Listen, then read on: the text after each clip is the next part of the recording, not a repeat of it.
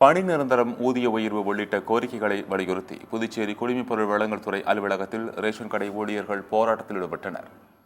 புதுச்சேரியில் நியாய விலைக் கடைகளில் பணிபுரிந்து வரும் ஊழியர்களுக்கு கடந்த 5 ஆண்டுகளுக்கு மேல் ஊதியம் வழங்காமல் நிலுவையில் உள்ளதாக கூறப்படுகிறது. இந்த ஊதிய தொகை உடனடியாக வழங்க கோரியும் தினக்கூலி ஊழியர்களை பணி நிரந்தரம் செய்ய வலியுறுத்தியும் குடிமைப்பொருள் வழங்கல் அலுவலகத்தில் ரேஷன் கடை ஊழியர்கள் போராட்டம் மேற்கொண்டனர்.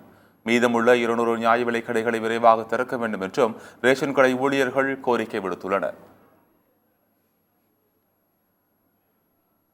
இக்கட்டான பேரிடர் காலத்திலும் அரசு அறிவித்த தீபாவளி பொருட்களை மக்களுக்கு எந்த தங்கு தடையின்றி நேர்மையான முறையில் வழங்கிய ரேஷன் கடை ஊழியர்களுக்கு இந்த அரசு முறையான சம்பளத்தை வழங்கவில்லை.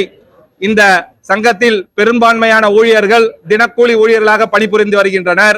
அவர்களுக்கு மாத சம்பளமாக குறைந்தபட்சம் 4000 மட்டுமே வழங்கப்பட்டு வருகிறது.